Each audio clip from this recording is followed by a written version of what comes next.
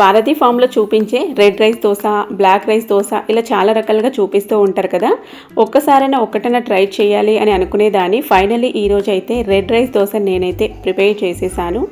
క్రిస్పీగా and taste, colour ఏ మాత్రం తగ్గకుండా వైట్ రైస్ దోశ టేస్ట్కి అండ్ కలర్కి, క్రిస్పీనెస్కి ఏ మాత్రం తక్కువ లేకుండా ఈ రెడ్ రైస్ దోశ కూడా చాలా టేస్టీగా ఉంది అండ్ అంతే క్రిస్పీగా ఉంది, అంతే మంచి కలర్తో అయితే వస్తుంది.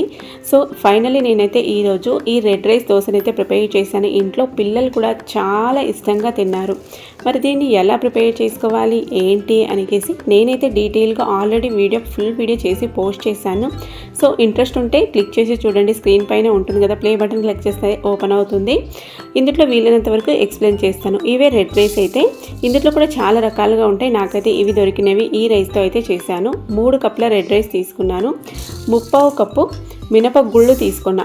బద్దపప్పు తీసుకుంటే ఫుల్గా 1 కప్పు వేసుకోవాలి. 1 టీ స్పూన్ మెంతులు, 2 టీ స్పూన్ల పచ్చిశనగపప్పు.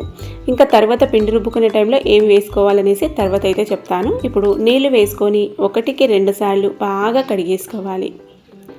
చూడండి, ఇలా కొంచెం ఫస్ట్గా కొద్దిగా కలర్ లాగా పోతుంది, రెడ్గా పోతాయి నీళ్ళు. తర్వాత ఇంకా మళ్ళీ ఫ్రెష్గా మంచినీళ్ళు వేసుకొని నానబెట్టేసుకుంటే సరిపోతుంది. ఇవి సేమ్ అదే బియ్యం లాగే తొందరగానే నానితే, మరి ఎక్కువ టైం ఏం తీసుకోదు. ఇంకొకటి రెడ్ మట్టా రైస్ అని వస్తుంది, అది ఎక్కువ టైం తీసుకుంటుంది నాననీకే.